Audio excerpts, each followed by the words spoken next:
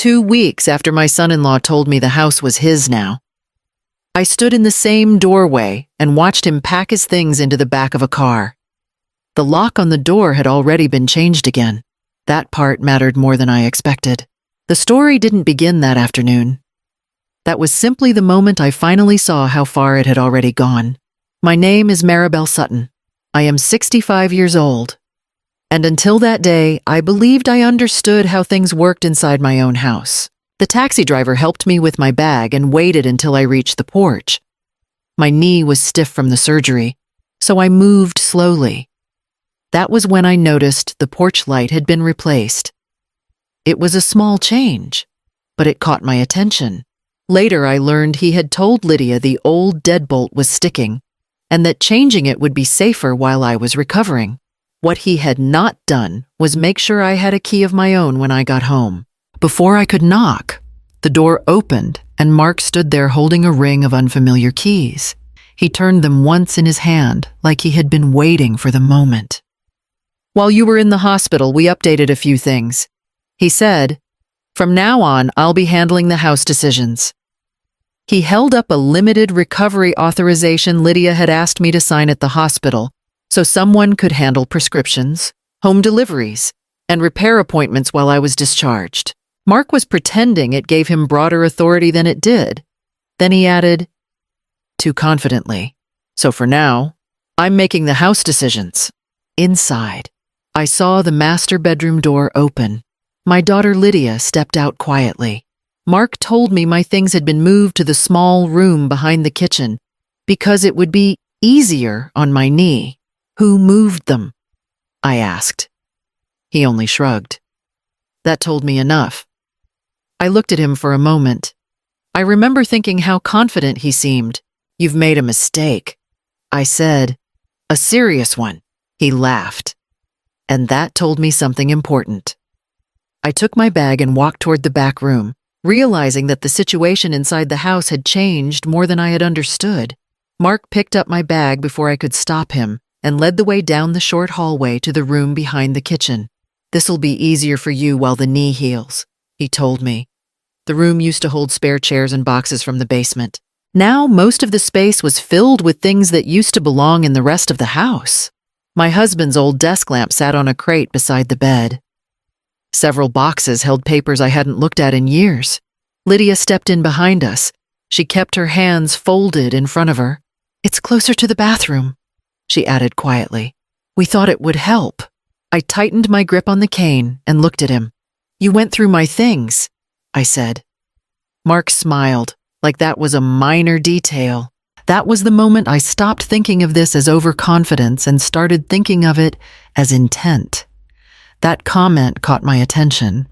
A drawer from my filing box was half open. Inside, several folders were out of order. A stack of photo albums rested on the floor where they didn't belong. I reached down slowly and closed the drawer. "I'll sort through it later," I told him. "No rush," Mark replied. "Just focus on resting." Lydia looked at the floor the entire time. After they left, I sat on the edge of the bed and listened to the house. Mark moved through the rooms upstairs with the steady confidence of someone who believed every door already belonged to him.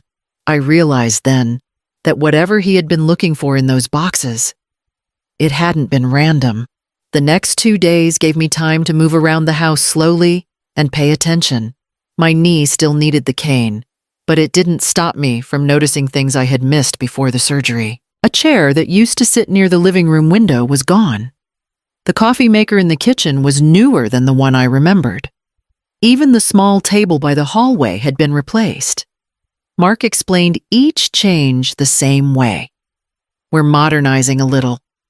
He told me one morning while he checked something on his phone. "The place needed it." Lydia stood near the sink, rinsing a cup. "He's just trying to help," she added. I nodded, though I wasn't listening to the explanation as much as the pattern behind it. Changes like these didn't happen overnight.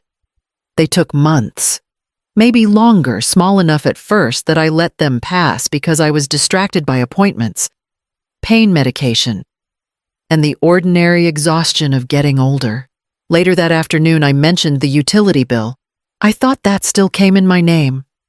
I told Mark, it does. He replied without looking up. I just handle the payments now. And the groceries. Same thing. Easier that way. Lydia glanced at me briefly. You signed a few checks when we talked about repairs and bills a couple of months ago. Lydia said, at least, that's what Mark told me. I remembered those moments. Lydia had asked if I could cover a few small expenses. At the time, it seemed ordinary. Families help each other with things like that. Now the memory felt different. That evening, I opened a notebook and started writing down what I had seen. It was a habit from my old job reviewing city accounts. Once you begin tracking details, patterns usually reveal themselves. Mark walked through the living room that night like someone reviewing property he had already claimed. I kept writing quietly, realizing the house had been changing long before I noticed it. The next morning, I drove to my bank in Columbus. The trip took longer than usual because of my knee, but I needed to see the records myself instead of relying on the summaries that arrived by mail. The teller at the counter recognized me. Back already, Ms. Sutton, the teller said. How are you feeling? Recovery's slower than I'd hoped. I replied, I need to review my account history for the past year. She printed several pages and handed them across the counter. Nothing looked unusual at first. The balances moved the way they normally did. Then one entry caught my attention. A withdrawal for $2,700. I leaned closer and read the date again. I didn't remember writing that check. I turned the page and scanned earlier months. Another withdrawal appeared. Slightly smaller this time. Then another. Each one was modest on its own. 3,000 here, 2,000 there. The kind of numbers people rarely question. But when I added them together, the total approached $50,000. Seeing those signatures, I thought of the half-open filing drawer in the back room. He hadn't been searching blindly. He'd been looking for samples. She returned a few minutes later with the images printed on fresh paper. The signatures looked like mine at first glance. Same letters, same curve in the last name. Still, something was wrong. The spacing between the initials wasn't how I normally wrote them. A habit like that forms over decades, and it doesn't change without reason. I folded the papers carefully and placed them back in my envelope. Patterns like this rarely appear by accident. Someone had been moving money out of my account slowly and deliberately, one check at a time. That evening, I spread the bank statements across the small desk in the back room. The lamp gave off a dim yellow light, but it was enough to read the details. I had done this kind of work for decades when I audited city accounts. Numbers tend to tell their own story if you sit with them long enough. The withdrawals weren't random. They followed a rhythm. Some came from checks. Others appeared as electronic transfers. A few were credit card payments that had passed through my account before moving somewhere else. I circled each one with a pen and wrote the dates beside them. Lydia walked in while I was still sorting the statements. She'd come looking for spare towels. "You're still working on those papers?" she asked. "Just organizing a few things," I replied. She leaned against the doorway. "Mark's been handling the finances lately. It's easier while you recover." I noticed. She hesitated. "He's trying to help. I'm sure that's how it looks." After she left, I continued reading through the records. Several of the transfers led to unfamiliar account numbers. One payment led to a merchant I didn't recognize at all. Another was tied to a personal loan account. Whatever he was doing, it wasn't household spending. The amounts were not enormous individually, but together they formed something larger. Mark wasn't moving money for convenience. He was feeding debts. The realization settled quietly in my mind. A man who owes that much money rarely stops with small risks. Mark came through the hallway a little later. "Working late?" he asked. "Old habit," I answered. He glanced at the papers on the desk. "You should let the numbers go for a while. Focus on resting." "I'll rest when I'm finished." He stood there for a moment, then nodded and left. I watched the doorway after he disappeared. The pattern in front of me was too careful to be accidental. Whoever had been taking that money understood exactly how to hide it. The next morning, I called my younger sister Rosa. I kept the explanation simple. I need Daniel to stop by if he can. I told her. She paused for a moment. Something wrong with the house? Not exactly, I replied. But I'd like another set of eyes on a few things. Daniel arrived the following afternoon. He worked as a legal assistant at a firm in Columbus and had a habit of listening carefully before offering any opinion. He greeted Lydia politely in the kitchen before coming back to the small room behind the house where I had laid out the paperwork. You weren't kidding about the amount, he remarked after looking over the bank statements. It took months, I explained. Small withdrawals, spread out. Daniel studied the discharge document Mark had shown me the day I returned home. This page gives him temporary authority to manage household logistics while you recover, he said. Bills, repairs, things like that, but not the house itself. Not even close, he replied. He doesn't own anything here. I felt a small measure of relief hearing that aloud. Daniel asked Lydia a few careful questions about what Mark had been saying around the house. She mentioned he'd been emailing agents in the area and had left printouts on the dining table more than once. Later, when Mark stepped out, Lydia quietly brought me one of those printouts herself. Take a look at this. The message was addressed to a real estate agent in Clintonville. One of the printouts wasn't just a neighborhood sales sheet. It included notes about transfer timelines, probate shortcuts, and market estimates if a property could be listed vacant. He's not just thinking about money, Daniel explained quietly. He's thinking about the house. I sat back in the chair and folded the paper in half. The pieces that had seemed scattered before were starting to fit together. Mark wasn't only covering his debts. He was preparing for something larger. That evening, Daniel and I spoke quietly in the back room. You've got enough to raise questions, he told me, tapping the bank statements. But not enough to stop him yet. What would stop him? Proof of intent, he replied. Something clear, I nodded. I'd spent years reviewing financial records, and I knew the difference between suspicion and evidence. One starts a conversation, the other ends it. The next morning, I stopped correcting him. I let him believe the surgery and medication had left me slower and less alert than I really was. Mark noticed immediately. You doing all right today? He asked one afternoon while standing in the hallway. I forget things lately, I answered, letting my voice drift a little. Doctor warned me that might happen after surgery. He watched me carefully for a moment, then relaxed. Just focus on resting, he replied. From that point on, he stopped paying attention to what I did. Daniel visited again the following day and placed a small recording device beneath the edge of the living room table. Legal here, as long as one person involved consents. He explained quietly. That person would be you. For several days we waited. The recordings were simple at first.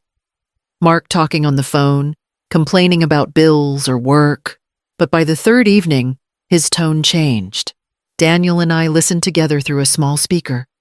Mark's voice filled the room. I'm telling you, it's temporary. He said to whoever was on the other end, once she's in assisted living, we'll sell the place. Daniel looked over at me. That's what we needed. He murmured. The next afternoon brought a close call. Mark leaned over the living room table while scrolling through something on his phone. His hand brushed against the edge where the recorder sat hidden. He paused. What's this? Daniel stepped forward from the kitchen before I could move. Mark touched the underside of the table and frowned. Before he could look closer, Lydia called from the kitchen asking him to help with something heavy. He swore under his breath and walked away. After that, we stopped using the recorder. Mark shrugged and went back to his phone. After he walked out of the room, Daniel exhaled slowly. We can't push our luck much longer, he said. I understood exactly what he meant. The truth was beginning to surface, but it still depended on how carefully we handled the next few days. Looking back, Lydia had not been blind. She had been choosing easier explanations. She moved through the house quietly, the way people do when they're thinking about something they haven't decided how to say yet. That evening, Mark stood in the kitchen talking on the phone. His voice carried farther than he realized. "I've got it handled," he told whoever was listening. "She barely keeps track of anything now." There was a pause, then he laughed. "Trust me, she's easy to control." I heard Lydia stop walking somewhere near the doorway. She didn't enter the kitchen. She stayed there long enough to hear the end of the conversation. Later that night, she came into the back room where I was sorting papers. "Mom," she began carefully, "have you checked your bank account recently?" "I have." She shifted her weight and crossed her arms. "Mark says the surgery and medication probably made some things feel more confused than they were," she said carefully. "That's possible," I replied calmly. "But numbers tend to stay consistent." She watched me for a moment. "What do you mean?" "I mean withdrawals leave records." She didn't respond right away. Instead, she glanced down at the folders on the desk, then back toward the hallway. "I just don't understand why things feel different lately," she murmured. "Sometimes it takes time to notice changes," I told her. She nodded slowly and left the room. From the hallway, I heard Mark asking where she'd been. Her answer came back quiet and short. The tone between them had shifted in a way that hadn't existed before. I closed the folder in front of me and set it aside. Lydia was beginning to see something she had ignored for a long time, and that realization rarely arrives all at once. Mark decided to host a dinner at the house that weekend. He told Lydia it would help clear the air with the family. By early evening, a few relatives had arrived, and I noticed a man I didn't recognize standing near the living room doorway. Daniel leaned close and murmured that the man was a real estate agent who worked around Clintonville. Mark stood near the center of the room, talking confidently. "This neighborhood's growing fast," he explained while gesturing toward the window. "Properties here are moving quickly." Lydia watched him carefully. "So you're thinking about selling?" she asked. "Just exploring options," he replied with a casual shrug. "Long-term planning." I stayed seated for a moment longer, letting the room settle into his version of events. Then I stood and walked slowly toward the television. "Before we make plans about the house," I told him, "there are a few things we should look at." Daniel stepped forward and connected his laptop to the screen. The recording started quietly. Mark's voice came through the speakers, clear enough that no one in the room could miss it. "I'm telling you, it won't be like this forever," he said. "Once she's out of the way and settled somewhere else, the house becomes a different conversation." The room fell silent. Mark stared at the screen for a second, then turned toward Daniel. "You can't record someone without permission," he snapped. Daniel kept his voice calm. "One-party consent is legal in this state." My aunt was present in the room. I opened the folder in my hands and passed a few pages to Lydia. "These are the bank statements," I explained. "Withdrawals taken over the past year." She scanned the numbers slowly. $50,000, she whispered. Mark stepped forward, his voice rising. "This is ridiculous. She's been confused for weeks." The lawyer Daniel had invited finally spoke from the corner of the room. "The signatures on these checks don't match Mrs. Sutton's legal signature pattern," he said evenly. "They appear to be imitations." Mark looked around the room as if expecting someone to interrupt. No one did. Lydia lowered the papers and faced him. "You told me Mom was imagining things," she said quietly. Mark opened his mouth but stopped when he realized the entire room was watching. For the first time since I returned from the hospital, the confidence he carried began to disappear. The house grew quiet again within a few days. Mark left before the week ended. Within days, the bank opened a formal fraud review, and my attorney began preparing both a civil claim for the missing funds and supporting records in case the matter was referred for criminal investigation. Nothing moved as fast as people think it does, but for the first time, it was moving in the right direction. $50,000 is not a small mistake, and the paperwork made that clear. Lydia packed a suitcase 2 mornings later. I need some time away from him, she told me while standing near the hallway. I understand, I replied. She hesitated before adding, I should have listened sooner. I didn't rush to answer. Some things deserve a pause. We all learn things later than we wish. I finally told her, what matters is what we do once we see the truth. Over the next few days, I moved the house back into place. My husband's desk returned to the bedroom upstairs. The photo albums came out of the boxes. Small routines settled back into the rooms the way they used to. One evening, Lydia sat across from me at the kitchen table. I'm sorry, Mom. I nodded slowly. Trust takes longer to rebuild than a house. The consequences did not arrive in one dramatic moment. They came through interviews, paperwork, bank records, and questions Mark could not answer cleanly. By then, he was already out of my house, out of Lydia's confidence, and out of excuses. I got my house back, but I lost my daughter's trust in the process. Was it worth the $50,000? Or should I have just let him have the house to keep my family together? Tell me in the comments. I'm reading every single one.